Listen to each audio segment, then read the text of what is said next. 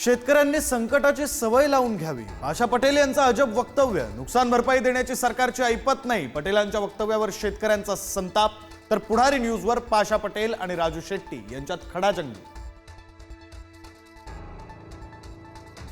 अमित ठाकरेंनी घेतली आशिष शेलारांची भेट. गणपतीत विद्यार्थ्यांच्या परीक्षा नकोत, ठाकरेंची मागणी.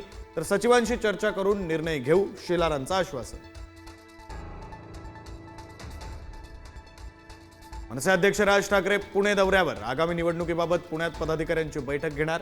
निवडणुकीबाबत कार्यकर्त्यांना करणार मार्गदर्शन.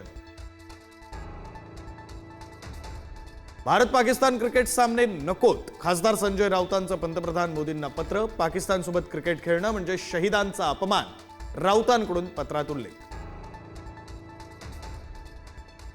मुख्यमंत्री फडणवीस आणि दोन्ही उपमुख्यमंत्र्यांमध्ये 1.5 तास खलबतं. स्थानिक स्वराज्य संस्था निवडणुकांच्या निमित्तानं प्राथमिक चर्चा पूर्ण. महायुतीतील समन्वय, महामंडळ वाटपाच्या प्रस्तावावर चर्चा. मंत्री उदय सामंत यांनी सिल्वर ओकवर जाऊन घेतली शरद पवारांची भेट. नाट्य परिषदेच्या शाखेच्या धोरणांबाबत भेट घेतली, सामंतांची माहिती. मंत्री कोकाटेंची आमदार रोहित पवारांना मानहानीची नोटीस. कोकाटे साहेब, तुमचा काळ आला होता पण वेळ आली नव्हती. रोहित पवारांचं एक्स पोस्टवरून उत्तर. मानहानीची नोटीस मजेशीर असल्याचा टोला. कोल्हापुरातल्या सिद्धार्थनगरमध्ये फलकावरून 2 गटात तुफान दगडफेक. दगडफेकीचं रूपांतर जाळपोळीत. पोलिसांनी तात्काळ हस्तक्षेप करत मिटवला वाद.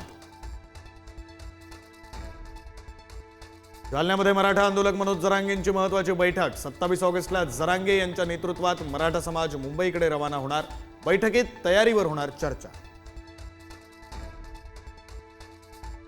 मराठा समाज उपसमितीच्या अध्यक्षपदी राधाकृष्ण विखे पाटलांची नियुक्ती.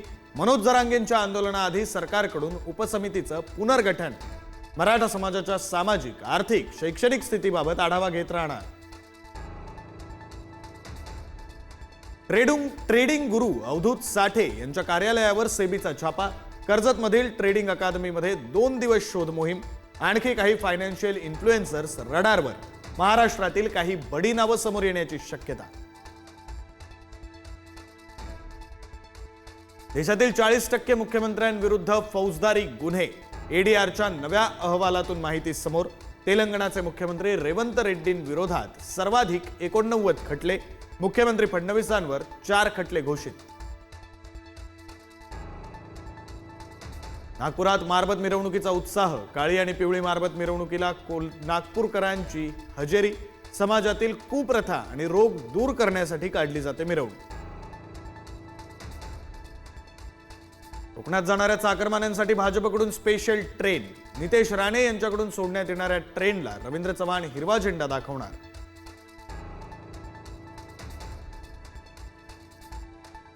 गणेशोत्सवाच्या जादा रेल्वे गाड्यांमुळे कोकण रेल्वेचं वेळापत्रक कोलमडलं. कोकण कन्या एक्सप्रेस तब्बल 3 तास उशिरानं. अनेक एक्सप्रेस गाड्यांचा खोळंबा. कोकणातून स्थलांतरित झालेल्या नागरिकांना चाकरमानी नव्हे, कोकणवासी म्हणा. उपमुख्यमंत्री अजित पवारांचे आदेश. सरकार लवकरच परिपत्रक काढणार.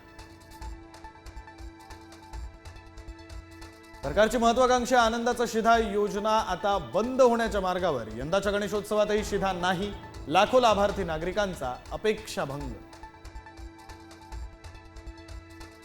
शासकीय कर्मचाऱ्यांनी घेतला लाडकी बहीण योजनेचा लाभ. बुलढाणा जिल्ह्यातील 199 तर नाशिक जिल्हा परिषदेतील 8 महिला कर्मचाऱ्यांनी घेतला लाभ. 2 पुरुषांचाही समावेश. आकडा वाढण्याची भीती. नाशिकमध्ये वाहनाची धडक देत परप्रांतीयाची मुजोरी. मनसे पदाधिकारी समज देत असतानाही केली अरेरावी. मराठी माणसाला भंगार म्हणणाऱ्या मुजोर परप्रांतीयाला मनसेचा चोप.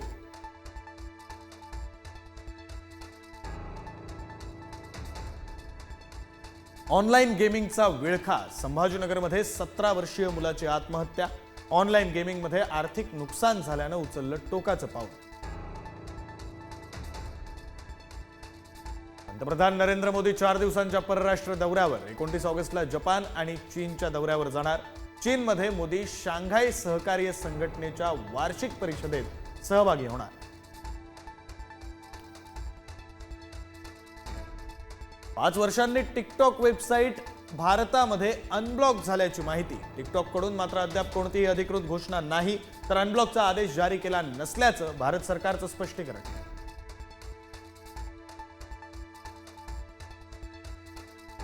रील्स काढायला गेला आणि ट्रॅक्टर पलटी झाला, तरुणाचा जागीच मृत्यू. दुर्घटनेचा व्हिडिओ व्हायरल. कर्नाटकातील हासन इथली धक्कादायक घटना.